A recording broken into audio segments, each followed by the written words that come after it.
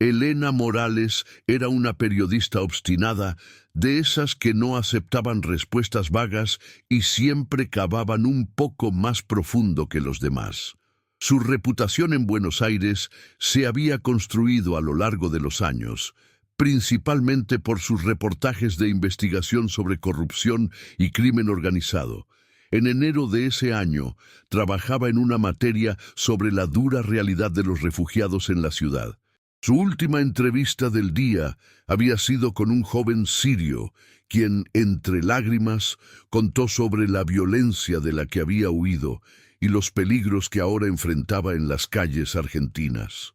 La conversación se extendió más de lo esperado, y cuando Elena salió del pequeño café donde tuvo lugar el encuentro, la noche ya había caído. El viento frío cortaba su piel y las calles estaban silenciosas, salvo por el ruido distante de una radio encendida en algún apartamento. Dudé por un momento en llamar un taxi, pero como vivía a pocas cuadras de allí, decidió caminar. Un error que le costaría caro. La oscuridad parecía devorar las calles estrechas y los pasos de Elena resonaban sobre el asfalto húmedo. El olor a cloro proveniente del complejo de piscinas públicas le recordaba los veranos de su infancia, pero ese recuerdo se desvaneció en el instante en que notó dos siluetas paradas en la acera frente a ella. Su instinto le indicó que cruzara la calle, pero ya era demasiado tarde. El primer hombre avanzó sin titubear, agarrando su brazo con fuerza, mientras el segundo, vestido con un abrigo deportivo, la empujó contra la reja de hierro oxidado del complejo. El choque de la fría verja contra su espalda le hizo perder el aliento por un instante. El fuerte olor a cigarro de clavo impregnó sus narices cuando uno de los agresores se acercó demasiado, murmurando algo ininteligible antes de propinar el primer golpe. El dolor estalló en su mandíbula y cayó de rodillas, sintiendo el sabor metálico de la sangre esparciéndose por su boca. El impacto de la caída hizo que su visión se oscureciera por un segundo, pero la adrenalina le impidió desmayarse. Elena intentó levantarse, con las rodillas temblorosas, pero el hombre del abrigo deportivo pisó su hombro, empujándola de nuevo al suelo con un peso calculado. «¡Quédate quieta!», gruñó, mientras el otro, el del cigarro de clavo, se agachaba a su lado. Sus dedos ásperos recorrieron el rostro ensangrentado de la periodista, como si estuviera analizando a su presa. Había algo perverso en ese toque. No era solo violencia, era un juego. Quería que ella supiera que estaba vulnerable. Y entonces, sin previo aviso, llegó el segundo golpe. Una patada brutal en las costillas que hizo arquear su cuerpo de dolor, un sonido sordo resonando en la calle desierta. Los pulmones de Elena ardían e intentó gritar, pero lo único que logró fue un gemido ronco. Los agresores no parecían tener prisa. Se reían entre sí, intercambiando comentarios que Elena apenas podía entender a través del dolor y el zumbido en sus oídos. El del abrigo deportivo sacó algo del bolsillo, un pequeño cuchillo, pero brillante bajo la luz amarillenta de los postes. No la apuñaló. En cambio, pasó la hoja lentamente por su brazo, dejando un corte superficial, como si quisiera probar su reacción. «Te gusta meterte donde no debes, ¿verdad?». Su voz estaba cargada de desdén, pero también de algo más profundo, desprecio. Elena no sabía si se trataba de un robo, una represalia o simplemente de puro sadismo. Todo lo que sabía era que en ese momento sentía que cada segundo que pasaba disminuía sus posibilidades de salir viva de allí. El frío del metal presionado contra su piel la hizo contener la respiración. El corte no era profundo, pero la intención detrás de él era clara: hacer que ella recordara esa noche. El del cigarro de clavo soltó una risa baja, divertida, como si estuviera viendo una obra de teatro hecha a su medida. Pero entonces algo cambió.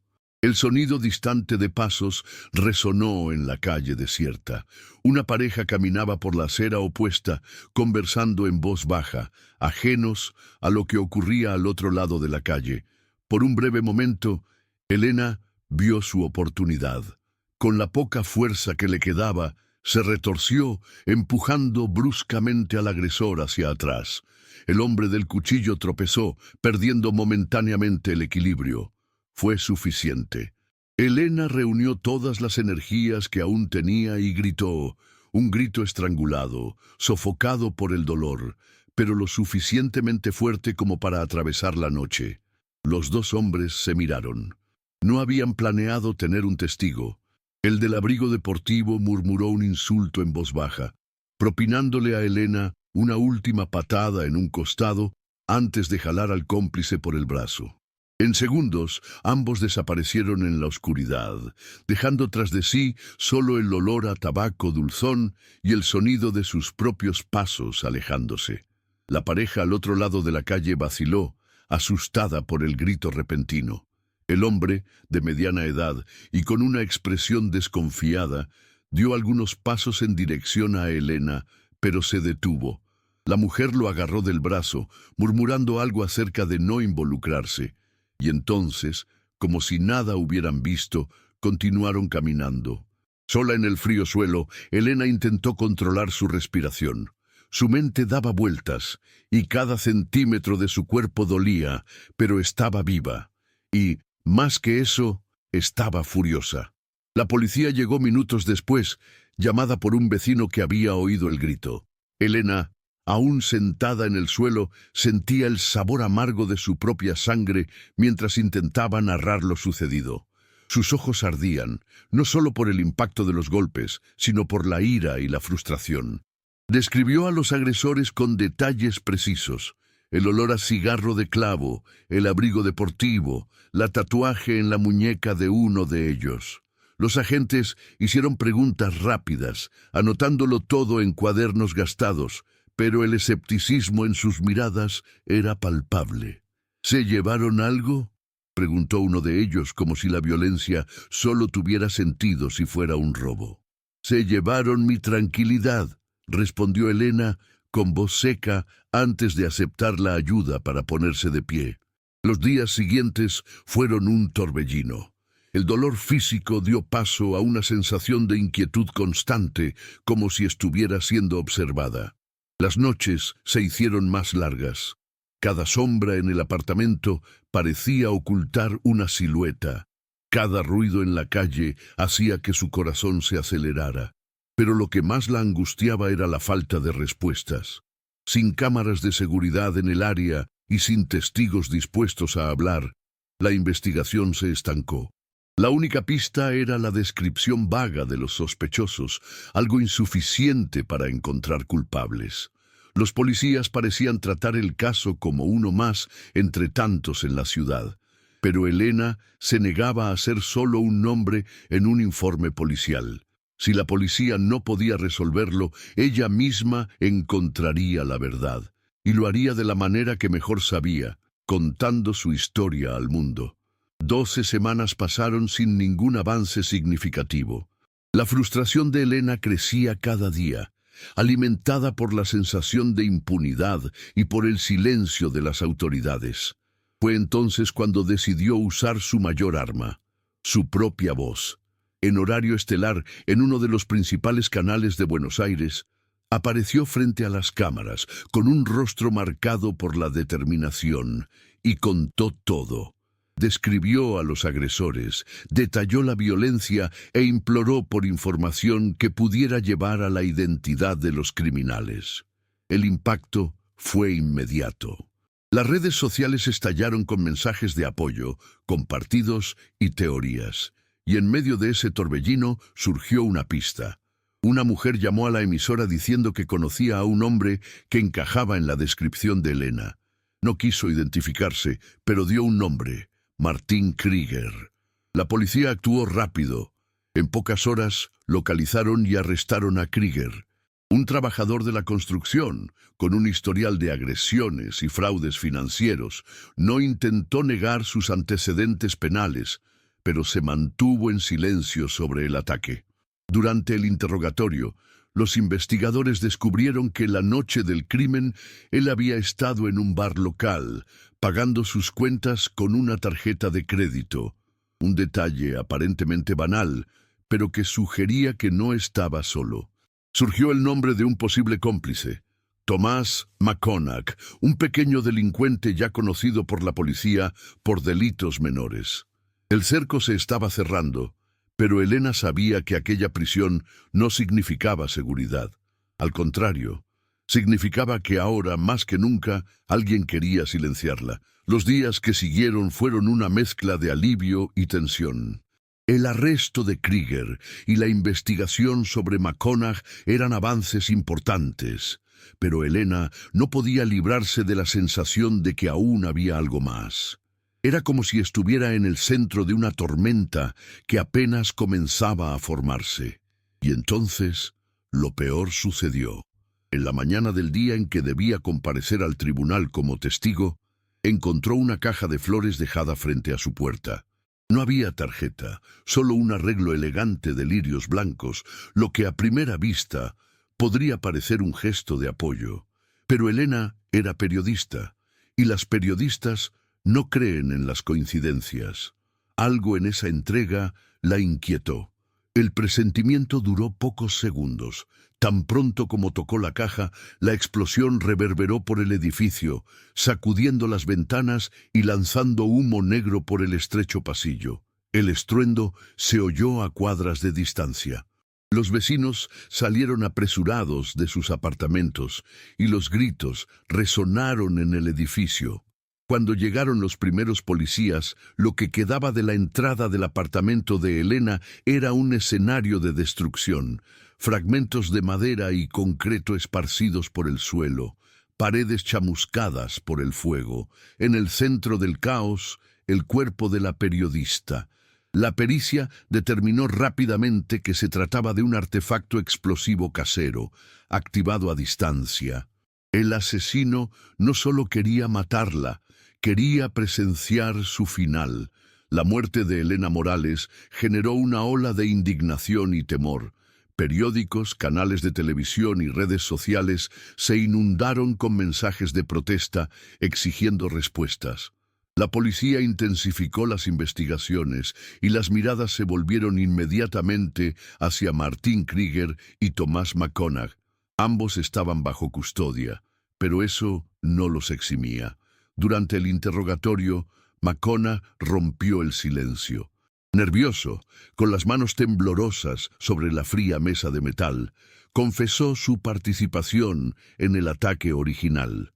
Admitió que había estado presente esa noche, pero insistió en que solo sujetó a Elena mientras Krieger la agredía. Sin embargo, juró que no tuvo nada que ver con el atentado. Eso fue cosa de otro loco, dijo, con los ojos desorbitados, como si la mera idea de un asesino suelto lo aterrorizara tanto como los propios crímenes. La confesión de McConaughey fue un avance, pero dejaba en el aire una pregunta mayor. ¿Quién armó la bomba? La pericia encontró rastros de pólvora negra en el lugar de la explosión, un detalle inusual que llevó a los investigadores a una pista inesperada. Entre las docenas de mensajes que Elena había recibido tras su aparición en la televisión, uno se destacó. Una carta escrita a mano, firmada por un hombre llamado Guillermo Lexner.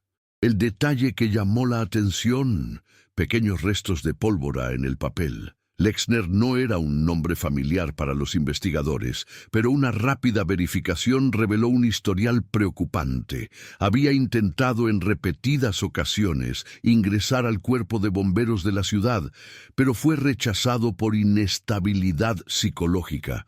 Un hombre obsesionado con el fuego, el rechazo y, al parecer, con Elena Morales.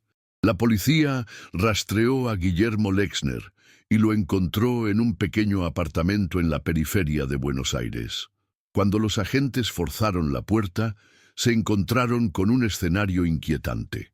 Paredes cubiertas de recortes de periódicos sobre Elena, anotaciones garabateadas en cuadernos y sobre la mesa componentes que podrían haber sido utilizados en la fabricación de la bomba.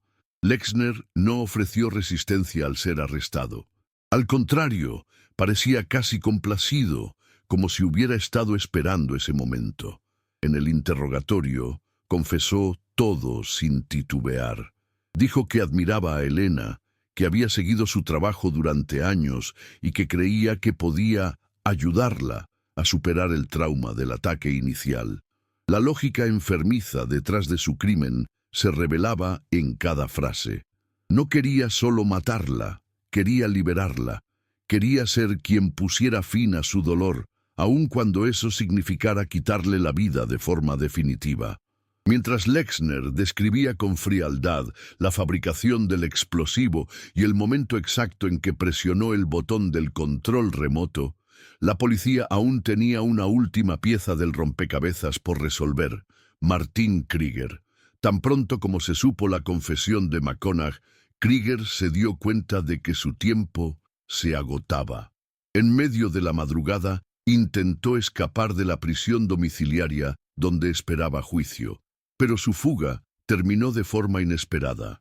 Cuando los policías lo localizaron en un almacén abandonado en las afueras de la ciudad, solo encontraron escombros y su cuerpo irreconocible. El hombre que atacó a Elena murió al activar accidentalmente un segundo explosivo de fabricación similar al que acabó con la vida de la periodista. La ironía no pasó desapercibida.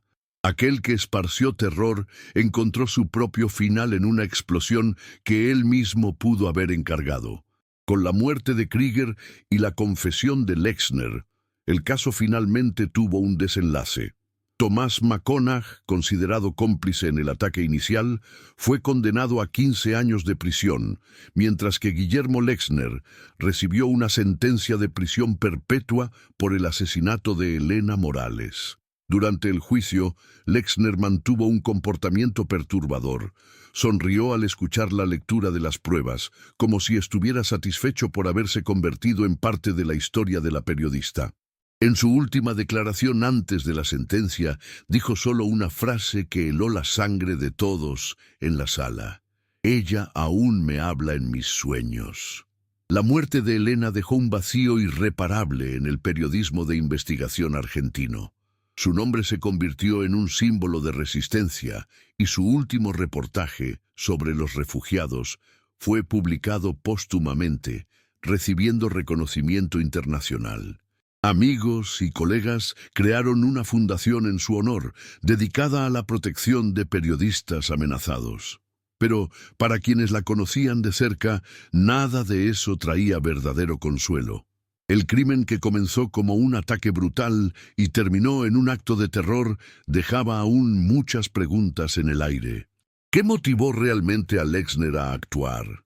¿Estaba Krieger vinculado a él de alguna manera o su muerte fue solo una macabra coincidencia? Lo que ocurrió esa noche no fue solo un caso de violencia urbana. Fue un juego de obsesión, miedo y destino, del cual Elena nunca tuvo la oportunidad de escapar.